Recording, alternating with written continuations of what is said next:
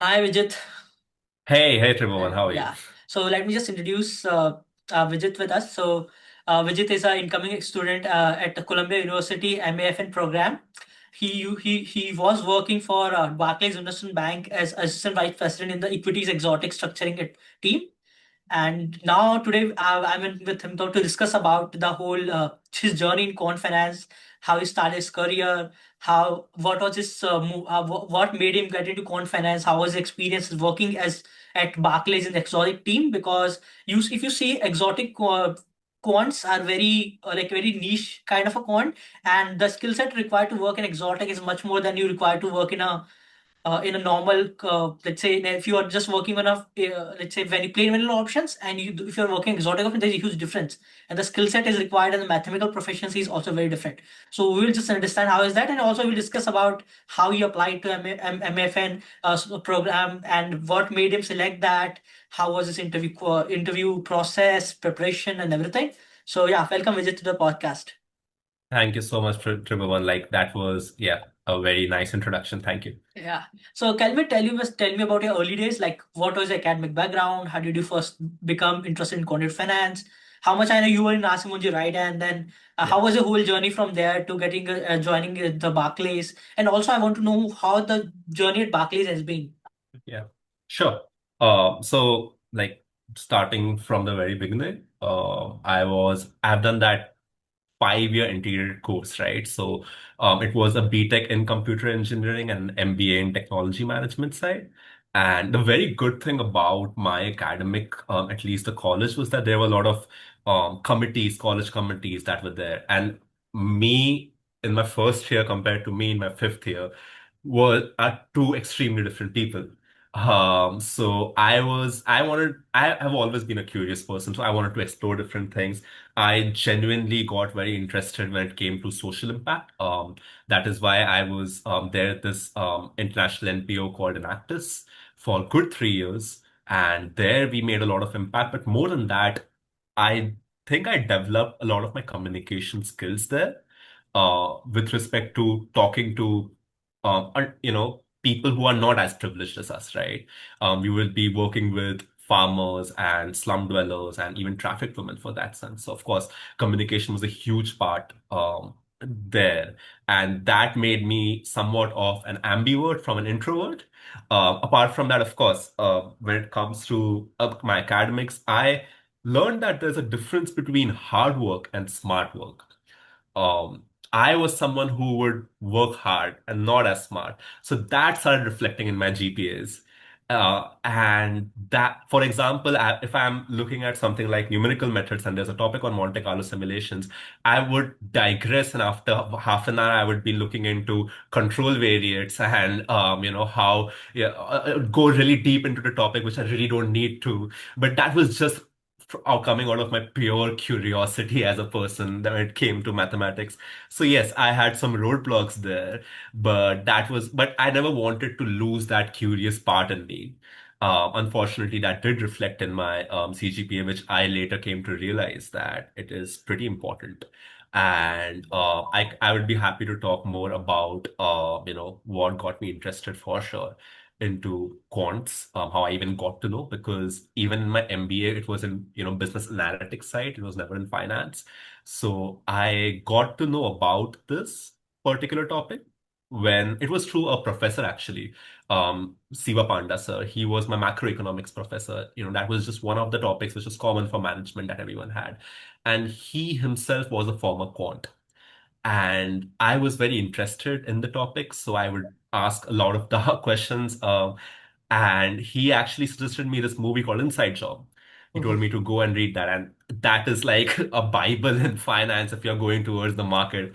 So I remember I was like, okay, let's see what this documentary is about. I had zero idea about the 2008 financial crisis at that time.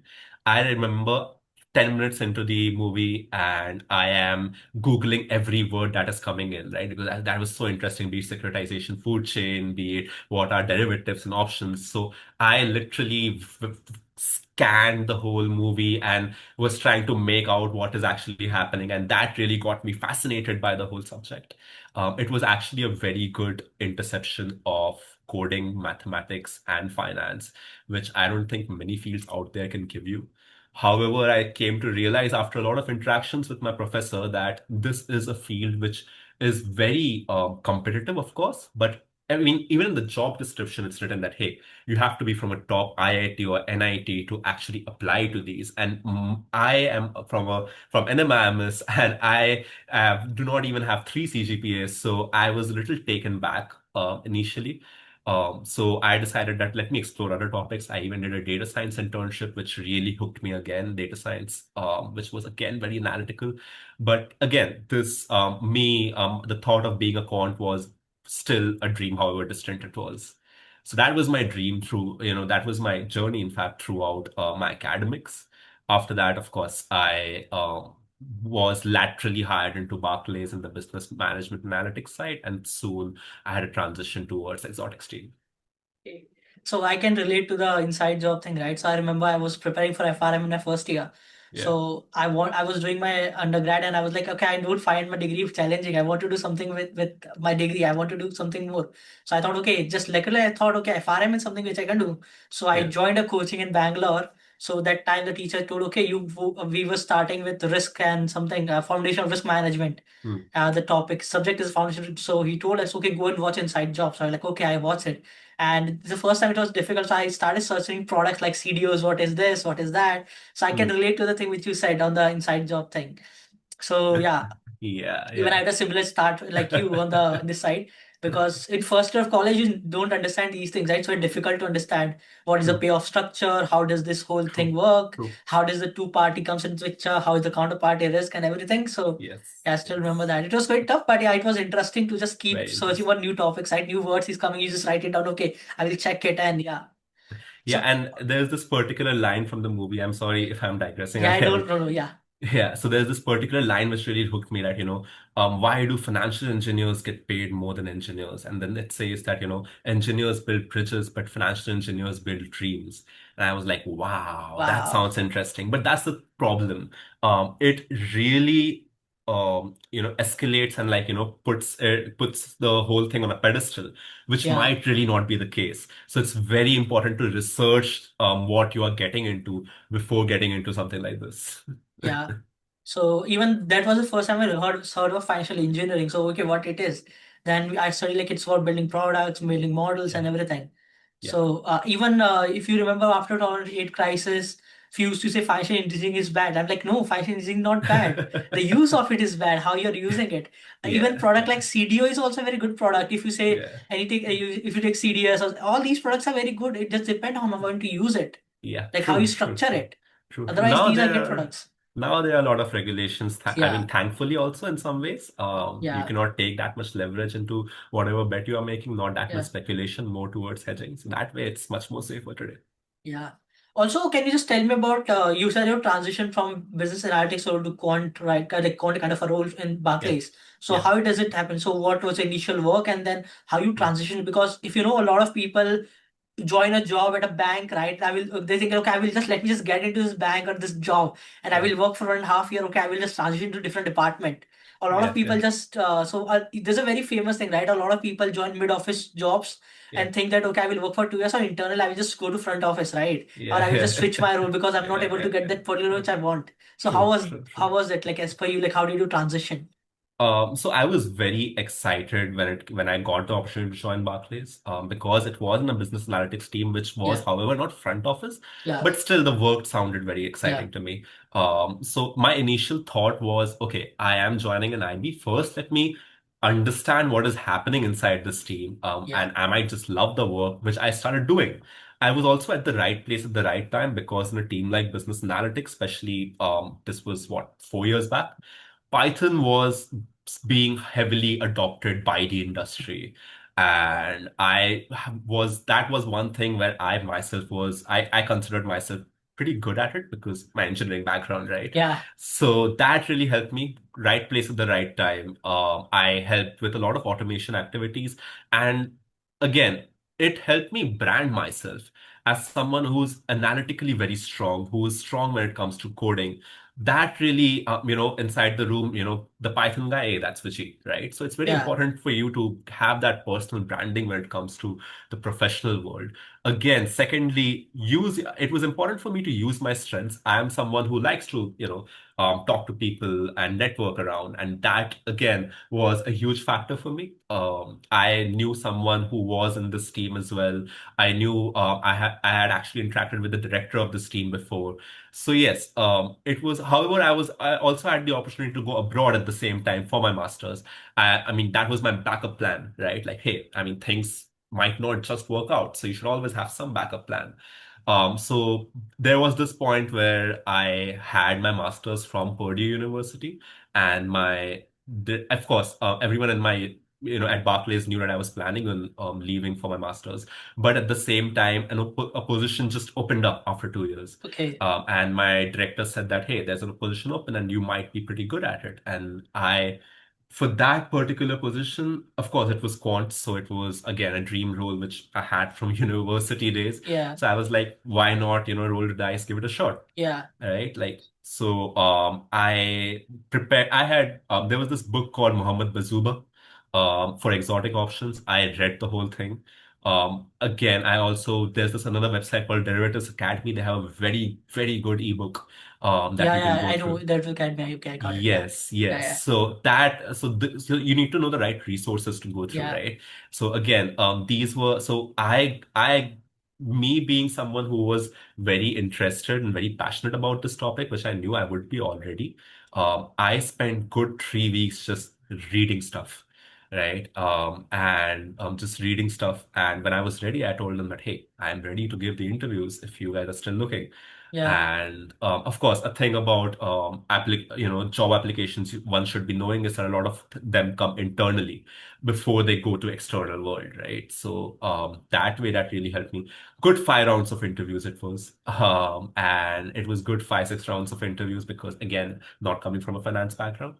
But topics, at least I also interacted with a lot of people who were in the team to understand what kind of questions to expect in this, what kind of job happens, what is a day to day, working, what does every day look like. So yeah, those things came into the picture, and finally I did get it, and I decided to go with the EXO role. Yeah. So can you just tell me more about the experience of your interview, right? So Yeah, you said 5, 6 rounds. So what yeah. what each round had, right? So people can get an overview of like what does a interview process look for a exotic role. Sure. So let me tell you, so my first round was with the director himself. That was Hitesh Anand. And it was more towards, okay, does this person know the basics of it at Okay. least, right? Like, touching with not normal topics like what is back shows, give us the assumptions, what are American options, European options. 2 years back, this is what I remember. But yeah, so it started with the basics, of course, and a little bit of Python here and there. However, they already knew that, okay, that part I am good at, so they didn't go too much deep into it. Yeah. But as I progressed through the rounds, the questions started getting a little bit more deeper. Yeah. Questions like they would code, then the person who is working in the team will ask you that, hey, okay, how do you make a digital option if you have only vanilla options? Okay. Yeah. Right? Yeah. So, you decide, you go into like, okay, like what is a shark? Fine. A shark is something like this, right? As a Yeah. up and out option. But like now, how will the Greeks start performing? And it's very important to understand, get an intuitive sense on what is happening when it comes to option Yeah. Greeks. That is a very basic thing that a person should know. We start with vanillas and go into exotics, but yeah. So all these things start coming into the picture, a little bit more probability and statistics questions as well. If you go into something like autocall, autocall, a payoff like autocall. So like if it does not autocall this time, what is the probability to autocall the next time? That's where conditional probability comes into Yeah. picture. So, it covered topics like these. As you go again a little bit further, a more HR related questions might start coming in. Do you fit into the team? Do you fit into culture? Stuff like that. Stakeholders outside will also be looking for someone who can actually interact and communicate really well with the team. So yes, that was my experience. Okay. So can you just tell me your basic day-to-day responsibility? So when you transition from your business analytics role to your, let's say, exotic role, right? So Yeah. you joined as more like I think it's more like a junior role, right? Yeah, so BA4, because I had an Yeah, MBA, so yeah, I yeah. was business analytics for an analyst Okay, four, and okay, my next promotion was AVP. okay. Yeah, so I was an analyst, so yeah. Yeah. So what does a role entail, right? What is the day-to-day operations? What you used to work on? Actually, what tools you used, and what are the things you were working on? In EXO or in Exotic, exotic, okay, so exotic. Yeah, my day to day, so it's very exciting when it comes to exotics because yeah, every day might just be something new. yeah, And you will wake up and you'll want to go towards to your job because hey, I mean, you're going to learn something new. That really happens every day. So that way it was very exciting. And we would usually go there and to the office, and we know that we'll have these bunch of pricings that we have to do. yeah, To those who do not know structurers, their main job is to price exotic options yeah, because these do not have closed form solutions like Black-Scholes does. These have open form solutions. Well, that is why you need models like Monte Carlo simulations and finite differences. Now, these models are something that is already developed by the quant researchers and quant devs. What you are doing is that you are sitting between sales on one side and trading on one side. And so, of course, you can imagine two very different kinds of people, sales and trading, and both on the front office side, both money making. So your communication has to be top notch. For one kind of people, you have to talk, very technically, and the other kind of people, you have to talk like you're talking to a 5-year-old at times. But yes, so yeah, our first primary job used to be pricing options, and there were some bread and butter options that we needed to know, at the back of our hand. With along with that, as day moved on, and the US team starts coming in, then the workflow reduces, and then you could actually give more time to your personal projects and other things that you're working on, be it different trade ideas that you're helping the other regions with, be it different pricing runs, be it just doing some analysis and trying to find a better way to price different options. Of course, as you are sitting between sales and trading, there, I mean, trading certain you can say the life cycle of a trade looks like something like this. That hey, client will come to the sales and they'll be like, this is something that we are looking into. Sales will come to us and they'll just like forward the email as what the client is looking into. And we will look into different risks that are associated with different payoffs, different structures. We will try to brainstorm ourselves at times that, hey, how do we go about pricing this? How do we go about structuring this? We'll look into, and when it came to different risks, we'll think about how will the trader go about hedging a product like this. And again, then we'll finally decide on like what are the extra costs that will be incurred based on all of these different risks, be it market risk, be it hedging risk, stuff like that. And that is where we might have to even contact the trader and be like, okay, this is what we are seeing, and this is a very high notional, so we want to understand how, this is our thinking of like, how we would go about hedging it. What do you think do the costs define the structure? And finally go back to sales and communicate our pricings, which can again, they can just come back and be like, okay, we are not competitive in the market or stuff like that. So yeah, that is what the whole cycle looks like. Okay. I think I should have asked this question in before, but yeah, I still want to ask you. Yeah, Can you sure. just give a difference for our audience? Like, what is the difference between your exotic options and plain vanilla options? So yeah, Sure. I should have asked this before, but yeah, right now I'm asking you again. That's cool, man. Yeah, So yes, when it comes to, we all know plain vanilla options. These are like, yeah, long call, long put, short call, short. Uh, it's vanilla because it's simple. That's simple. nice, Yeah, that's it. right? That's nice. However, in the market, at times people need very customized and very complex solutions. They might or might not be complex, but very customized.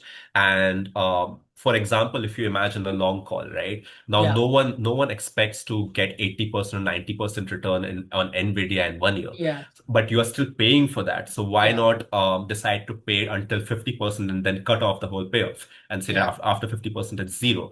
What I just defined is an up and out option, yeah, right? Like yeah. after 50%, there's absolutely no return. No, no return. So again, this is something which is customized. Of course, because there's no return, there will be lesser price for that. So it's Yeah, cheaper for the other person as well.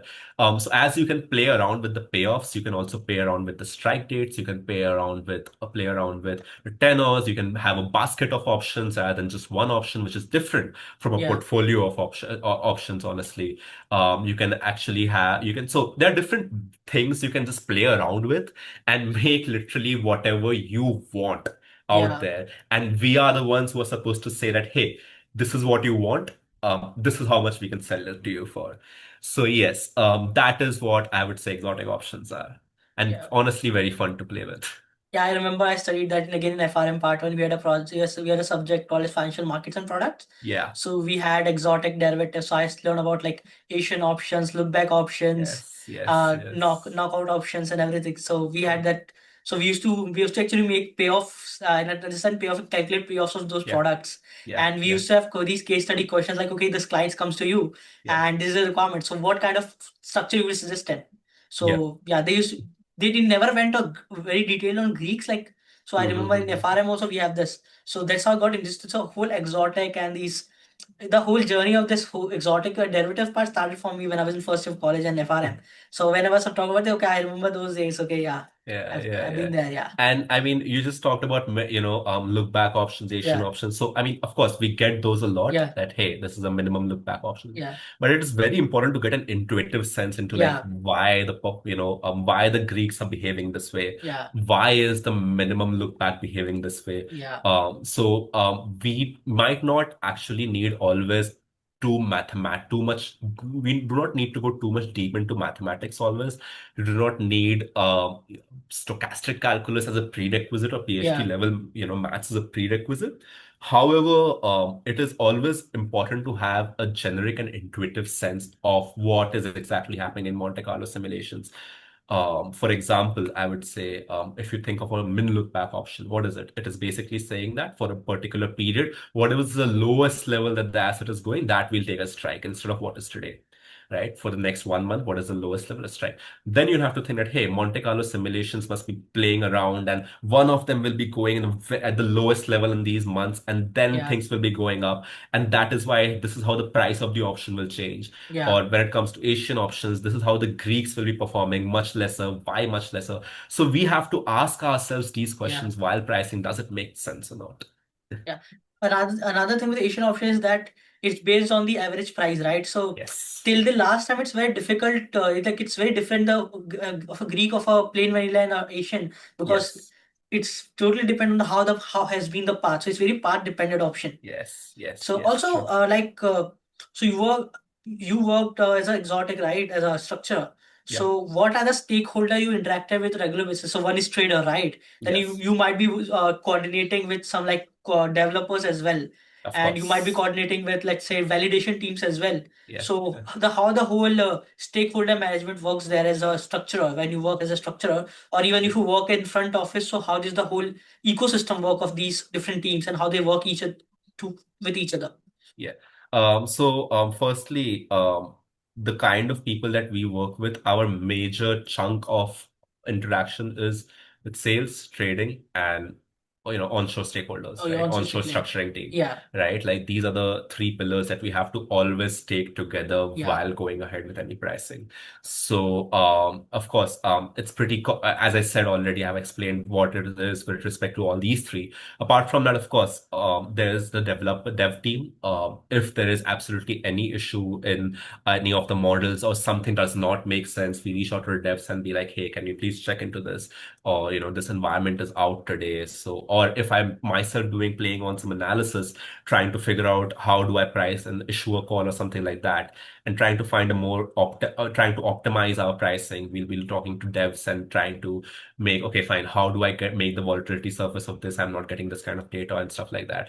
They come into the picture. At times we have to even talk to, very rarely though, with the quant research team if I am not understanding some calculation that is happening, right?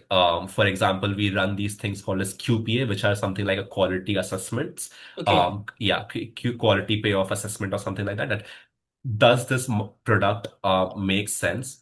We have to have certain benchmarks that we have to run before selling any product, right? Now, when I joined the team, I had absolutely zero idea about what these benchmarks were, and not many people had gone about, trying to understand that. But when a product is not passing those benchmarks when it should, you try to reach out to the quant researchers that, hey, this does not look right, or can you give us more picture on this? And now these guys are someone who are, very mathematical PhD level kind of Yeah. people, and they the kind of way you interact with them will have to be very different. So because they are gods, right? Like quant researchers are pretty much gods at any bank or modelers, because yeah, they have made the whole product. So yes, that comes into the picture. So yes, of course, validation teams come into the picture. That risk team comes into the picture. That hey, I mean, if a structure comes and we think that this looks very risky, should we be even selling them? Then we have to actually talk to the risk team and try to at times try convincing them that this is not as risky as it looks, but it might just be, so can't do much about it. So yeah, of course, many people have to be taken into account, and plus it being a front office role, because any role which in which you are losing or making money, it's a front office role. And Yeah. in structuring, if your price deviates by 5 bips, that's 5 bips of 50 million. Well, that's an Yeah. issue. So yeah, of course we have to be very careful and have to take everyone into account at every step. Also, like you have been working in this like in the quant role, right? Yeah, So even after working in a quant role and getting promotion as a AVP, and I think you might have got promotion like next few years as a VP and stuff you've grown. So what made you think that okay, I need to go for a master's program in quant yeah, finance? Like, and what made you think that? Like, yeah, what was the yeah, driving force behind it, and what was the thought process? Okay, I should go for yeah, a MFN program, yeah, or like any quant program, not specific. Like, yeah, what yeah, made you think okay, I should apply for programs and change? Yeah, so I yeah. want to know on that. So firstly, when I joined Barclays, I had one thing in my mind, that in my 20s at least, I will not be going towards positions and money, right? Like Okay. these two things I do not want to consider. Yeah. I do not want it to be priority uno. Of Yeah. course, you cry about it when the year end comes, but throughout the year, you don't want to be the priority Yeah. uno. For me, learning was priority uno. I was ready to hustle. I was ready to take the graveyard shift of 5 p.m. to 4 a.m. because I wanted to learn and I wanted to go places. So, and that Barclays has done very well in at least, fulfilling that part of me. And once I've got into structuring team, one thing I always had this in mind, that how in the world are these models working, which I'm the end user of.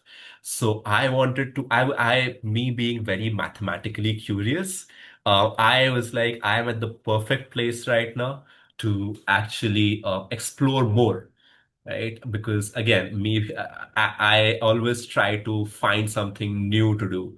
So I wanted to explore further into these models. And that was again something that quant researchers and quant modelers do. Volatility modeling was something that really fascinated me, because when you look at Black-Scholes model, you won't know everything except one black box, which is what is volatility. Was. Yeah. Yes, and that is something that till this date no one has been able to figure out, that because if you figure that out, you figure the markets out in some ways. Yeah. So yes, so that was something that fascinated me. So because I did not have a strong academic background when it comes to all of this, and I am working with people from IIT, from Yeah. people who have done mathematical finance and financial engineering from Berkeley and stuff like that. I was like, okay, I want to learn more about stochastics. I want to see more, dive deeper into what is out there, and to quench that thirst in me for knowledge, purely for knowledge. I was like, masters is the perfect thing for me at this point. Okay. Yeah. Also, so when you so what is the process of selecting a college, or how did you started about the application process? Oh, so I started very early. I Yeah. had in last year of February, I Okay. decided that okay, I will be pursuing masters. In fact, last year January, I decided I'll be Okay. pursuing masters. That was 2024. And I went about looking at it more seriously than before in January. Of course, I had kind of researched before as well about financial engineering, but again, these colleges, I wanted to make sure of one thing. That at least in my case, I wanted to go to a renowned university, because branding matters in this Yeah. industry, Yeah. and a university which is not just like, for the namesake. I wanted to go somewhere which actually has good value. So that was prior again, like right at the top of my priority list. I had researched a lot. 5 years back in 2020, I had reached out to this guy called Marios in QuantNet because he had a low CGPA, and in his tracker, he had said that he had gotten into Columbia MAFN. In 2020, I had messaged him, how do you get into Columbia MAFN with that 7.3 CGPA? And he, that very kind human being, wrote huge paragraph with stuff that he had done. Okay. I And think I was your like, story also went viral on Continent. yeah, Yeah. yeah. Even the So he founder had written himself this shared your huge paragraph. story. Indeed, indeed, Yeah. indeed. So yeah, so that was 2020. Yeah. And in 2024, I decided that okay, I want to do this seriously. I went back to that message. I saw everything. I decided to go for my pre-master courses. That was, I thought, a very good way to at least overcome a lot of CGPA things. Also, I personally wanted to know that I ready for a rigorous course out there, right? So I had done pre-master courses in probability, calculus from Baruch. The reason I took Baruch was because I was aiming for a distinction. Yeah. I even did C++ from Baruch because Yeah. Baruch was the only college which was giving distinction in pre-master Yeah. courses, which was a way for me to show that, hey, So, I am like, there, I'm ready. Baruch courses are like taken by a lot of people. I think a lot of people who don't have very strong mathematical proficiency. So I think so. Do you think Baruch course hold the same value when you apply for all the MFEs, or like if you apply for Baruch and you have done this pre-MFE holds much more value as compared to, let's say you're applying for a Carnegie Mellon, or you computational finance, or you apply for Cornell's Quant Finance program, or you apply for Yeah. Columbia's messaging. In that case, the course holds the same value, or the value does go down a bit? I think the value will go down slightly, Yeah, not too much, because at least you're showing intent yeah, that hey, and colleges want to see that hey, is he might not have he might have certain gaps, but yeah. has he tried filling it Doing it, yeah. over That's time, right? yeah, It's not for some people like us who have certain gaps, yeah. it's not a 1 year journey, it's a long journey. Long journey for us to Exactly. fill the gap. Yeah, I get it. Exactly, Yeah, exactly. So yes, so Baruch was one of the pre-master courses, one of the colleges that gives that. So does Berkeley, so does yeah, Chicago. So yeah, Chicago I personally have talked to people who have gone to University of Chicago, and they said that many people who had taken their pre-master courses yeah. have gotten in, right? Okay. Many people who have taken the Berkeley ones have Yeah, gotten in to Berkeley. yeah. So I would say that colleges will give slight preference to Just to those who them. have taken their courses. Yeah, It's just that, so yeah,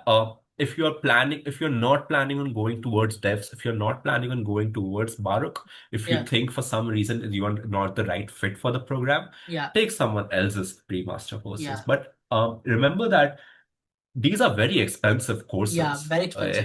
very Very expensive expensive. Yeah, courses. So before committing yourself, you have to ask yourself thrice that yeah. is this something that I want to pursue? Do Especially I if you're from want to? India, they're very expensive for you. Oh yeah, oh for us it's very It's expensive. like So if you take the three courses of Baruch of that, those like three PMV programs there, right? Like linear yeah, algebra, calculus, and they have one yeah, more, right? yeah, So yeah, for each they yeah, charge $1,500. That's like for yeah, 4,500. And if you just convert exactly, it, it's basically 4 lakh rupees for you easily. So it's like exactly. someone's college degree fees in India. Exactly. So yeah, So it's so yeah, you have to be committed. So you have to yeah, ask yourself for the first question that, hey, I mean, is this do I want to go masters? yeah, Will this course really help me? yeah, If you're coming fresh out of college, if you already have good numbers, good grades, I would not strongly recommend it. But yeah, if you are probably not coming from a background of mathematics or computers, then target those courses which will actually help you fill yeah, that gap. yeah. And yeah, first, always ask yourself that do you want to go into this journey or not? And once you have decided, do not look back. Yeah. The thing is, I think a lot of people see quant finance like very glamorous and everything, but when actually you Yeah, need to put the work of studying the math. So you cannot learn like I just on the video and I just sit and watch it. It's like you have to take the paper and pen and start yeah, solving yeah, it. yeah, Okay. yeah, You're yeah, sitting in a yeah, yeah, college class or you're in college school. Okay, I have to solve this way. I have to yeah, yeah, integrate yeah, this. I yeah, have to differentiate this now. Okay, I will do yeah. this. It's like a proper classroom education. It's Oh, not like proper. if you study, so as someone who has taken both kind of education, like I've Yeah, done a traditional finance kind of education, yeah, in that what happens is you sit and start a video, you start yeah, watching it, you start Excel sheet and you do it yeah, simultaneously. yeah, Okay, yeah, it's not very hardcore as compared to doing a proper math kind of a courses and True. preparing. True. Because if you're doing an investment banking course, you're doing Excel, you're just taking data, Yeah. doing it's not proper pen and paper kind of education, which Yeah. requires you Yeah. to study like a kid. Yeah, yeah. And Baruch did that. Yeah, Baruch had a lot of homework. yeah, And the classes were at 4 a.m., 5 a.m. I would reach home at 12 a.m. I would just go to my bed because I know I have to wake up in yeah, 4 hours, yeah, get my eyes open, and start listening to lectures yeah. because else I won't be able to do those homeworks. So yeah, it was very rigorous. Honestly speaking, it is very rigorous. So you do if once you have decided, put your heart into it. You cannot look back. That's the You thing. cannot look back. That's not an option. That's If not an after you option. have invested 4 lakh, 5 lakhs into courses like these, you cannot look back. Yeah, that's just the pre-MFE courses, right? And let's say they, like Yes. you say, if you see UC Berkeley like UC Berkeley's requirement, they will say, okay, you need to also have proficiency in C++. So you take their pre-MFE C++ course. You take math, you take C++, Yeah, yeah. and then you're just done with 7 lakh or 6 lakh are gone. Like you are just you've done a undergrad degree in India, and after that, like then you apply for the master's degree. Okay, will I be able to get it there? Yeah, And another thing with UC yeah, Berkeley is yeah. that if you are someone who comes from a 3 years undergrad background, right? If let's say you did BS Stat or Mm-hmm. you do BS Math, Yeah, which are yeah, generally 3 years programs in India, right? If you go yeah, to any yeah, college and you yeah. apply for UC Berkeley clearly says if you are a 3 years undergrad, especially from India, then Mm. you do a master's first, and then again you come for masters. So yeah, of course, because hey, I mean, competition is rising like crazy. The Yeah, problem with crazy. stuff like quant is, yeah, the problem with quant is that it's not very generalistic. It's very Yeah, niche that niche. way. So I mean, more and more people are starting getting interested in it because more Yeah, people are starting to know that hey, there's something like this exists, yeah, and it is pretty interesting. It is pretty exciting. It is mathematically and computationally and it pays challenging well. and it pays well. but Yeah, but the problem, so that's a good thing, right? Like hey, yeah, there is of course a lot of competition, but it's not growing at the pace that other fields are growing. yeah, It is very dependent on the job market because it's yeah, finance. So you have a very high supply with a very low demand, and yeah, its supply it keeps increasing. Even after stuff like Colombia, you are not sure that you're going to get a job, so it's yeah. totally on you how hard you are working. Work. Yeah, that's true. So these things have to be taken into account when I said that you have to decide if you're sure you're going to go something like this. Another thing I think is that as I have talked to a lot of students who are trying to get a job in US right now, Yeah, and with the few of them came from very good colleges, like we came from UC Berkeley, we came yeah, from Columbia, like yeah, good college backgrounds.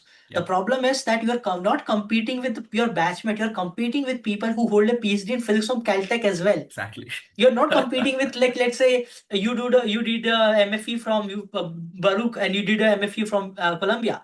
Now you're saying, okay, we are competing. You're competing with a guy from Caltech who did PhD in mathematics or computation something computational fluids or some, let's say, physics. You're competing with people from China who have done maths Olympiads. Yeah, yeah. So I think, but if you see the recent scenario of the whole visa thing happened, right? Yeah. So I think the whole visa application has been stopped. The F1 interviews are happening. So because I think because of that, a lot of American kids or Hmm. students will get a bit easier to get these because right, all the top IITians and Indians go to US for these programs. Yeah, All the yeah, Chinese yeah, kids go for these programs. You have yeah, Russians yeah, who are yeah, coming for these. yeah, So I yeah, think yeah, in a way it's good for the American student because the competition might decrease yeah, yeah, yeah, right now, for at least for this batch, at least for yeah, this yeah, coming batch. yeah, yeah, For yeah. applications, you never Yeah. know what will happen in future. But right now, I think the competition might decrease because of this whole visa thing and Mm, F1 thing mm, which has mm, happened. mm, mm, mm.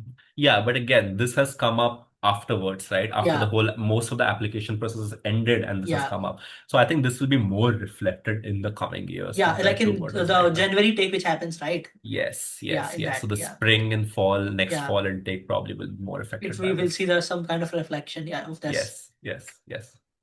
But also, let's. So another thing which I wanted to ask you on the SOP front, right? Yeah. So how did you write the SOP? Like, what was your thought process, and how did you structure your SOP? Mm-hmm.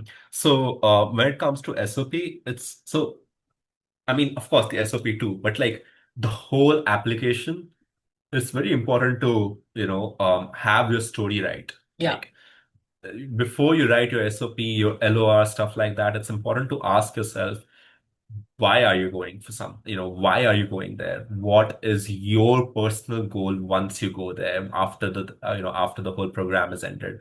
What do you want to do? Right. So these questions are stuff that you have to answer yourself, and you have to be very specific when Yeah. you're answering these questions. Once you know that, hey, this is the end goal, what I'm looking at, then you structure your whole story, To which connect to that include goal. exactly Yeah. your SOP, your LOR, all your projects, Okay. everything should be pointing towards that, because that shows that, hey, this guy is a man with a plan. This woman is a Yeah. man, someone with a plan, right? That is very important.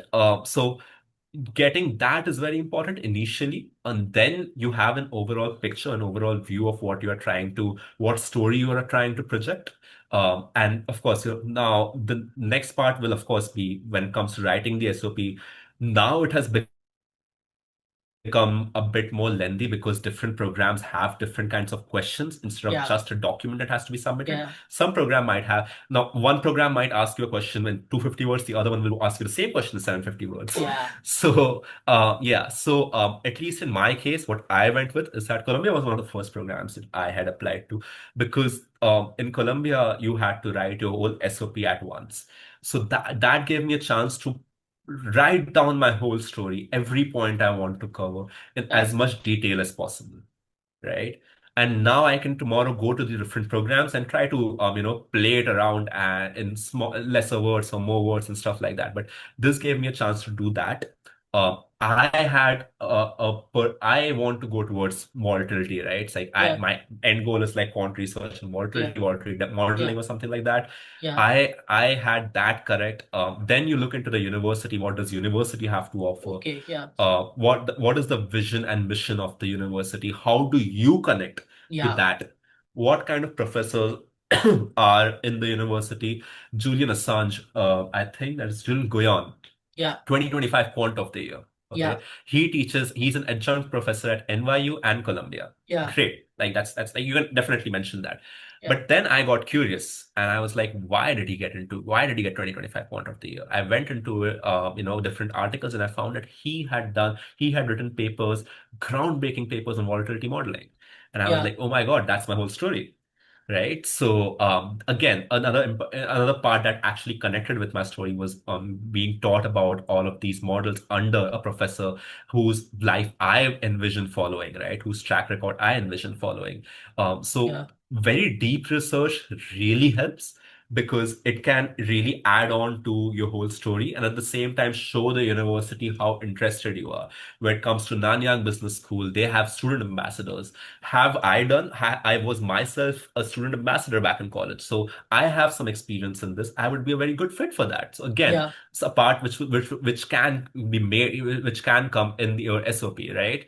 A lot of people also have doubts about how do they go about crafting your SOP. A very simple way is go in a timeline basis, Yeah. your past to your present and to your future. However, it's very important to understand it's a statement of purpose, not a personal statement. There's a Yeah. huge difference between these two.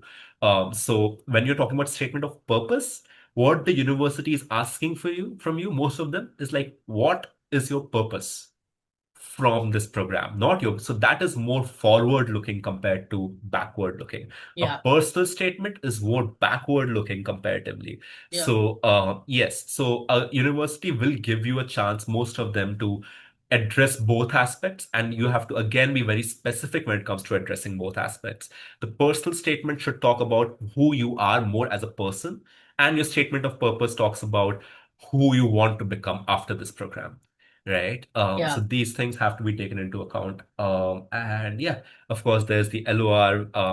Of course, if you are someone like me who has a lot of experience in professionally, who has done courses and stuff like that, it will be very difficult for you to fit everything in an SOP. Yeah. Okay, so that is why you use your LORs. You ask your professor to mention what you have done under them. My One of my professors was a mentor for that Enactus social impact Yeah. project that I have was a part of in 3 years. So I pushed that one there. I pushed a lot of inactive stuff in my personal statement because how it developed me, my communication skills as a person.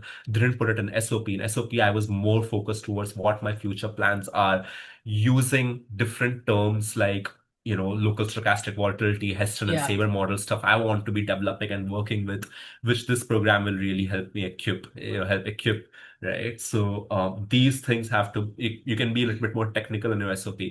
This is, and of course, every program will also give you chance to cover stuff like your CGPA or your any holes you have, and I can cover that also if you want. Yeah. Yeah, that free if you can cover it. Sure. Yeah. So, in my case, again, like in my case at least, I mean, there's this a very good website for diversity statements, how to write diversity Okay. statements. Many people are confused about what in the world is a diversity statement, right? Yeah. Like it's You something. just explain it to, I think few people might not be knowing what is diversity statement. So that would be good.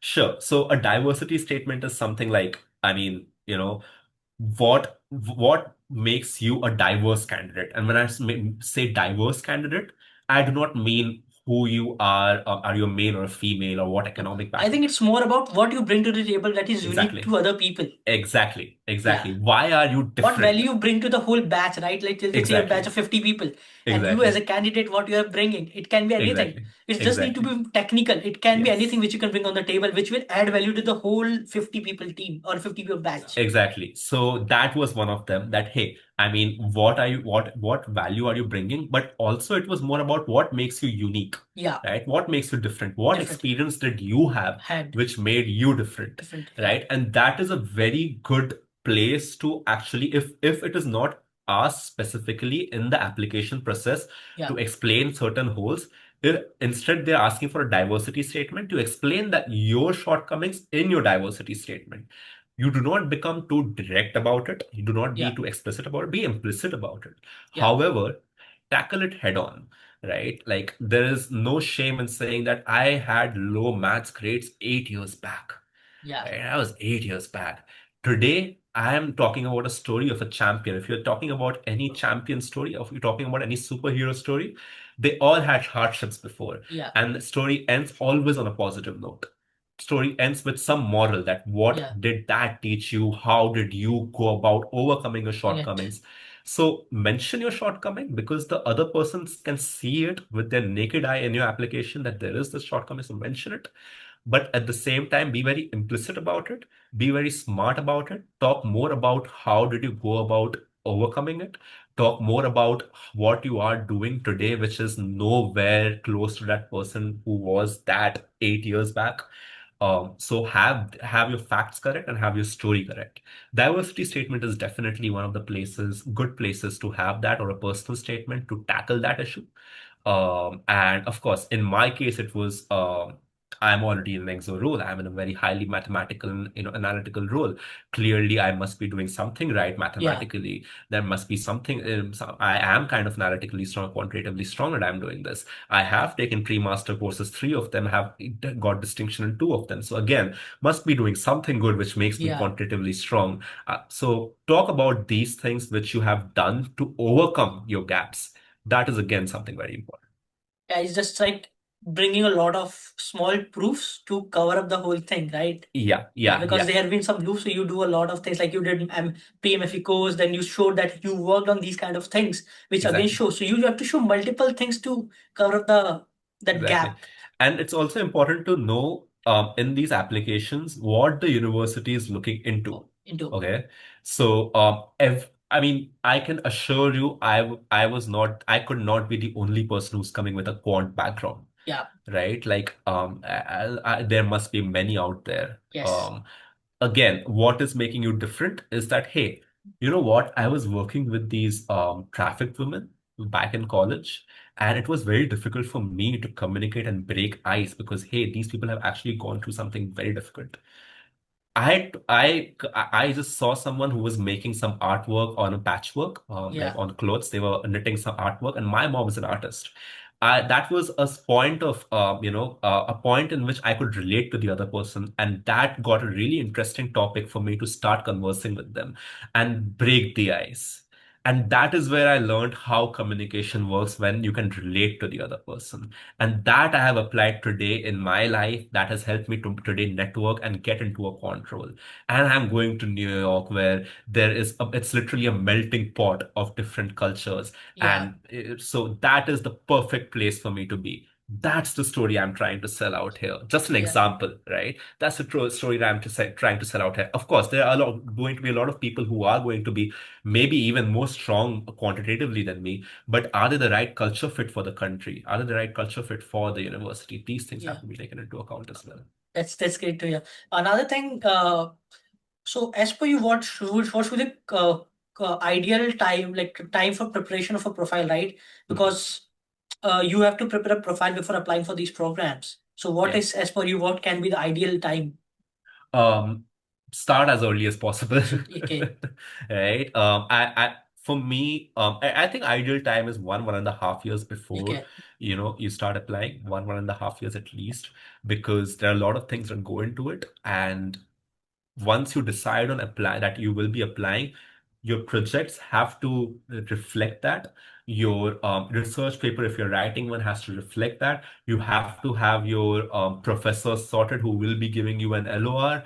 You have to have your, if you're going for a pre-master course or any course out there online, all of them have to align with the story that you're trying to tell, right? So start as early as you can because it can be a lot of things go into an application, man. A lot of things go into an application. Your test scores go into an application, GRE, IELTS, you have to prepare for those. You have to actually select universities. You have to customize your SOP and LOR based on these universities, do a lot of research into these. So yes, 1 to 1.5 years. and like you were preparing this for whole 1 year, right? 1.5 year. So how Yeah. did you manage with your job, right? You, because you said like you were working for long hours. Yes, that was very difficult. When I was doing my pre-master courses, I would, as I said, right, 12 a.m. I'll be back home, 4 a.m., 5 a.m. I have to wake up and attend Yeah, lectures. After lecture is gone, I have to complete my sleep, then go to office. I would keep my weekends free to complete all my homeworks, whatever was remaining. At the same time, go into like, deeper into some of the homeworks and try to get interesting questions out of it. So I had to utilize my weekends very efficiently. There is something called as a relationship triangle. yeah, So it's like at a time, a person can only concentrate on two things, right? yeah, Either your relationships in your life, be it your family, be it your girlfriend, be it your friends. yeah, It can be your work or it can be you yourself, yeah, right? I think at best, a person can only do two of these three things, else they will go mad. yeah, Okay. So I think personally, I told myself that in the last 2 years that I will be concentrating on my relationships and my work, work included applications, of course. So so that is a sacrifice. I think some sacrifices have to be made at times if you're trying to achieve something. I could not concentrate as much on myself, but I think that I'm keeping for when I hopefully am doing very well in New York. yeah. But yes, so that was one part. I was trying to manage my relationships and my work really well. Apart from that, of course, time management is super important, as I said. At the same time, planning. Okay, having your timelines correct. That okay, my pre next 2 months, 3 months, I'm going to be concentrating on my pre-master courses. Yeah. After that, I'll be concentrating on GRE and IELTS. After that, another pre-master course probably. After that, hey, it's going to be August, September, October, September, October. I'm going to start with my applications now. This is so by this time, I need to get my application, all my whole profile sorted because Yeah. after that, it's just going to be applications and I'll have to apply as early as possible. That really helps most of the times. Also, there will be a lot of information sessions which different universities have. Attend those. Do a lot of research in different universities. These things have to be taken into account. So if you have to do something differently, how would you have done it? If I had to do something differently, I Yeah. would have probably worked more smart. I would have probably tried to be more smarter when it came to my academics Okay. compared to working hard. But yeah, I mean, that is something that people should do because the your destination might be just the same as another person, Yeah. but the time it takes you, but how much efforts you had to put in compared to the other person might just differ significantly if your roots are not as strong. So it's important to have your roots strong. I think that was one part that I would have tried doing better for sure. Apart from that, I mean, I would have probably, I mean, not too much because I'm pretty happy where I am today. Won't change a lot about it. But yes, I would have tried getting, in fact, there was a very interesting article on financial services. It was based on my article on QuantNet itself that Okay. compared me with another student who Okay. had a very good CGPA. Yeah. Right? That guy got into Princeton, another very good, renowned Yeah. university for MFE. And he did it after 1 year of work experience and one and a half year of work experience at a hedge fund because he had a very good CGPA. And I had to find my way towards control and then go for my master's. That's four Yeah. years. So yes, that was one thing I would try to do differently. Or yeah, that's there. Yeah.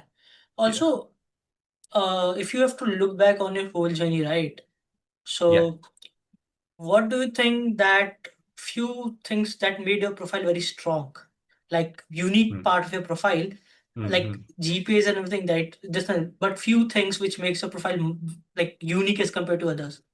Of course, as I said, working 3 years for an NPO, Yeah. having a position of vice president while Okay. when I left, Okay. that was a position of responsibility. Yeah.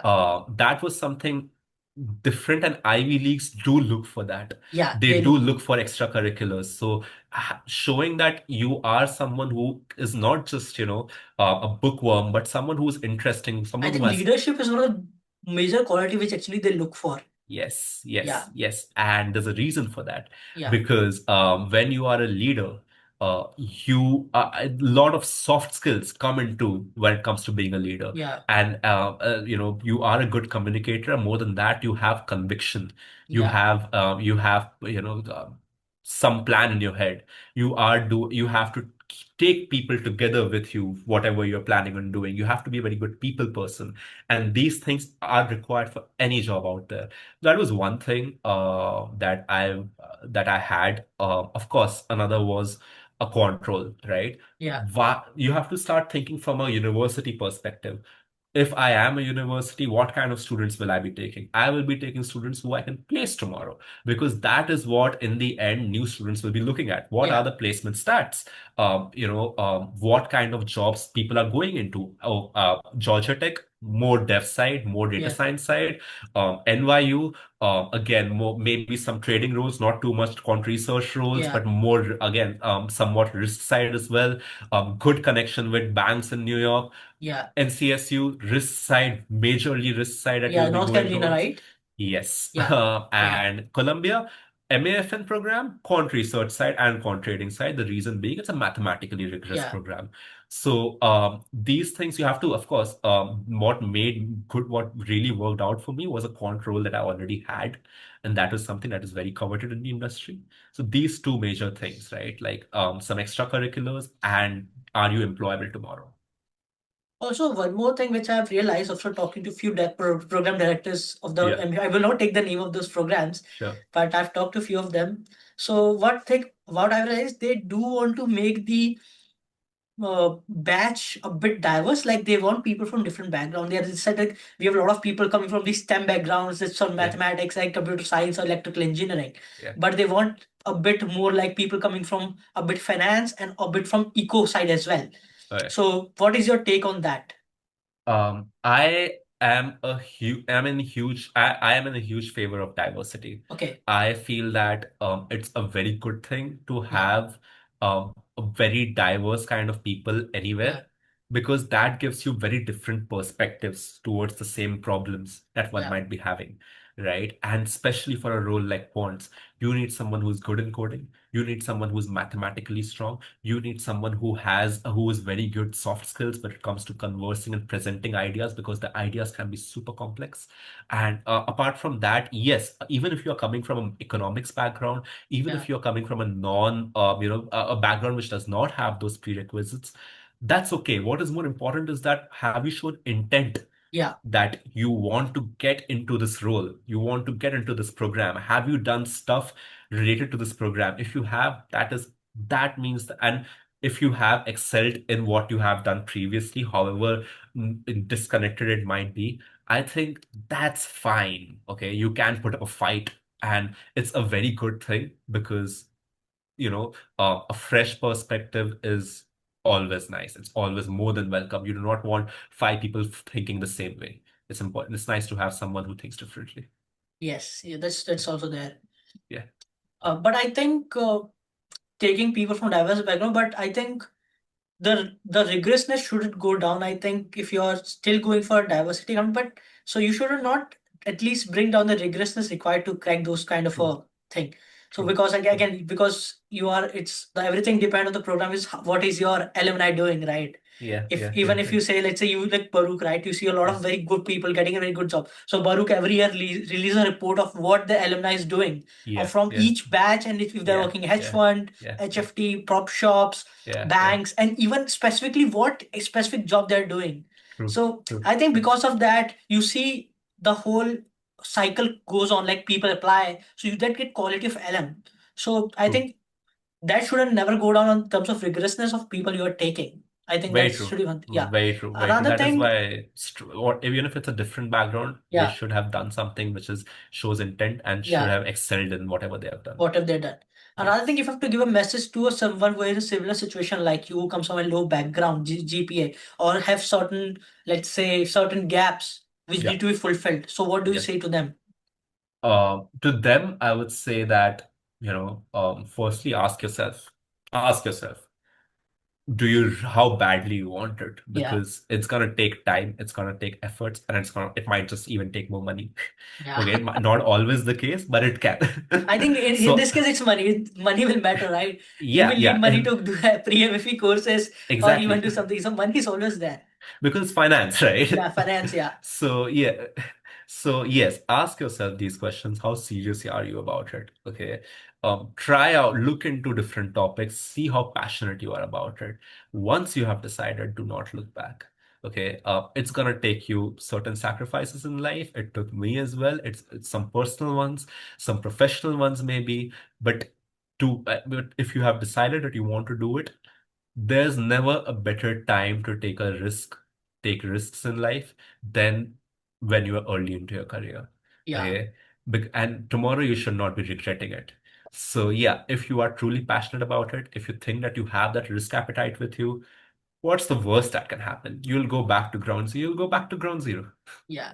Also, if you think, right, let's say in India, right, especially Indian culture, if you see, as you go 27, 28, people start settling down. Like they want to, they Mm, will get married and this and thing. yeah, So yeah, the yeah, risk, they most of the people's life in terms of ambition gets killed by 28, 29, I guess. yeah, yeah, And yeah, if it's compared to US, people go to masters even if they're 30, right? In yeah, India, you will not see that. You will see most of the people doing masters yeah, in 25, 26 years of age. yeah, Like yeah, 26 is yeah. also more. I think 23, 24, they will go for masters, do masters, and do job. Yeah, yeah, And yeah, yeah, so coming from a similar, right? So you, yeah, I think you would be, let's say in 27, 28 in that yeah, range, right? yeah, So yeah, what made you think, like, because if you see, right, nobody generally in India do go for those things.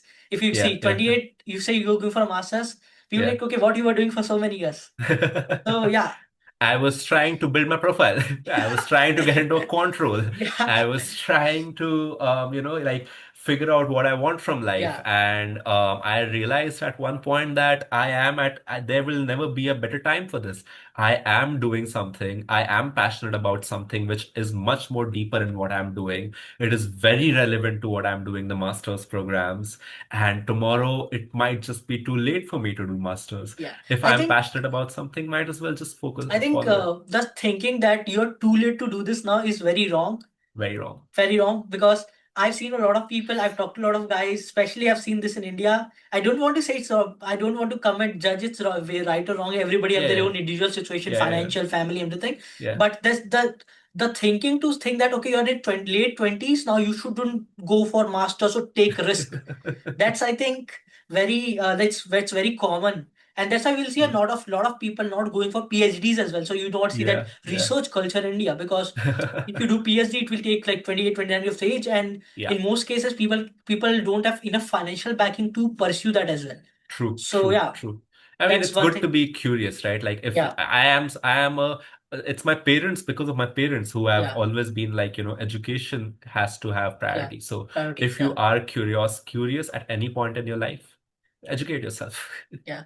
You're never too late to start something new or pursue your dream. Yes. Yeah, yeah. Anyway, like you see Indian side, but in US it's very common thing to see people going for masters at this stage Very and true. even going for PhDs. And I know few of my known friends in US Yeah. who went to do their PhD after like working for 6 years. Yeah. Wow. Yeah, I know few of them like they started in early 20s, they started a job and they like later they Yeah. thought, okay, I want to go somewhere else. Let's leave the job and start PhD. And it's very common and acceptable there. In India, I Yeah. think it's not that acceptable. Let's say you work for 5 years and you say, okay, I have tomorrow I want to leave my job and to like, okay, why are you leaving this? Are you got mad? You don't you see your family responsibility coming up? So that's very Yeah. Yeah. yeah, Yeah. that's another thing is there. Also, Yeah. if you have to say anything related to US administration or recent political news and immigration, Mhm. what would you say to people who are planning to go to US in coming days? Or like say for Well, masters in coming years, like in let's say next year. I would say that be cognizant of it for Yeah, sure. You should know that US is not the only place in the world. There are good programs. Again, UK has some very good programs. yeah, Some very good colleges, two, three top colleges. Singapore also has some good colleges. There's Nanyang Business School. There is National University of Singapore. Europe has some interesting places as well. yeah. HEC Like Paris and the and ETH Zurich is a good program. ETH Zurich, Oxford is a good program. of Imperial College course. Mathematics is one of the target programs there. Yeah, And yeah, yeah. University College London is one of the good programs I think they have. Yeah, yeah, yeah, And yeah. yeah, even I think I don't know on edX front if they have very good program, Mm, but yeah, ETH mm, Zurich is one of the good program which I think one should look for, mm, and Oxford is one of mm. the very good program. Yeah, Even Imperial, and then I think there are more programs which people can look into. exactly. So there are Yeah, some very good programs out there. You can go yeah, to Quantnet, do your research, yeah. and do not lose hope, right? Like if when it comes to education, when it comes to educating yourself, right? Like, look for opportunities. Dude, if you want to educate yourself, you do not want to do masters, there are some very good online courses as well that you can do. So, I mean, masters is not the end of the day, right? Like there are a lot of things out there that you can do, explore, do different projects, really build your career. I think one more thing people can do is that let's say if you got interested in confidence, you're thinking you like it. I would Yeah. say instead of just going all in, you can do is Yeah. you can go on Coursera, do these Yes. basic courses on confidence. Like Yeah. Columbia University have their own these course, right? Yeah. Financial engineering and risk Yeah. management. You Yeah. can just do Yeah. one of their course. You can do Yeah. this course by edX University on Python for asset management. Do Yeah. these Yeah. basic courses and get see okay, Yeah. you are liking it. Okay, just then move forward. Then move forward. Exactly. But first get a sense of like Sense of it. get a sense of like how rigorous it is, Yeah. and then only make a decision. I Yeah. think even doing one pre-MFE course would give a very good. Yeah, that is true as well. Yeah, yeah, I would recommend that. yeah. Do one. Don't take all of them together. Just take one. Do Yeah, it. yeah, yeah. You will get an Very good thing experience. about pre-MFE courses was that, I mean, I not only of course, lectures were Yeah, excellent. I loved them, but also the kind say similar people with similar, thinking, right? yeah, Looking to go towards masters. All of yeah, them are at one place. You can interact with these people, look into doing different projects, look into how they have done different solutions, what backgrounds they are coming with, get an idea about how the application is going to look like, who you're competing against. It's very important to get an idea of these things as yeah. well. That's true. Yeah. Yeah. So yeah, I think we have come to the end of the podcast. Thank you Okay. so much, Vit, for joining. Thank you I so would much, love to say Shriman. like we can stay in, we can keep following up like how your journey is going in the US. All the best for the New York. Uh,